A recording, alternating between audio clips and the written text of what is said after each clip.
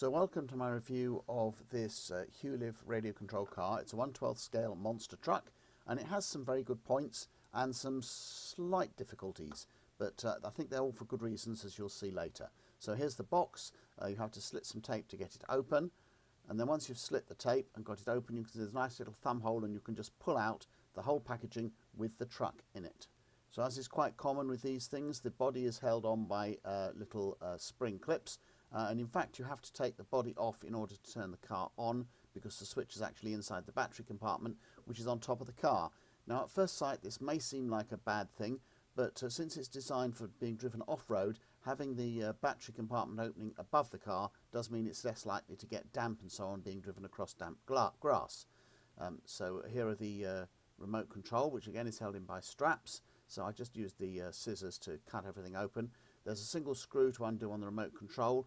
They do supply a screwdriver, but the one I had was actually faulty, so I had to go out and buy myself a number 0. Phillips screwdriver, but that wasn't a big problem, and I shall be telling the manufacturer about it so they can be more careful to check in future.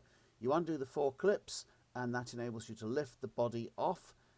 There's a box here, which I'm just opening up. This is the one that the screwdriver comes in, and also the steering wheel thing that goes on top of the remote control. The remote control is actually sitting trim side up at the moment. You adjust the trim to make the wheels straight when you're not steering it, and then use the steering wheel to steer it. And also inside the box there are some spare clips and this screwdriver thing, which I use to lift the thing off. And as you can see, you've got a couple of plugs there that go together.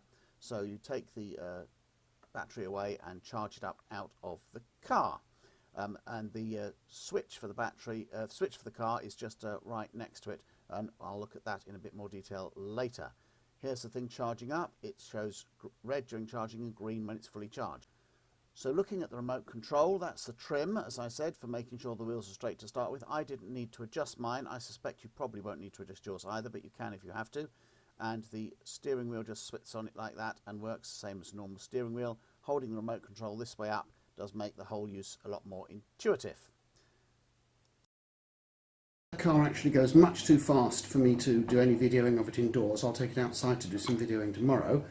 But you pull the trigger back like this to make it go forwards. Push it forwards like that to make it reverse. And the steering works as you would expect it to. I found the power switch for the car. It's just here next to the antenna and next to the power light. So that turns it on and that turns it off.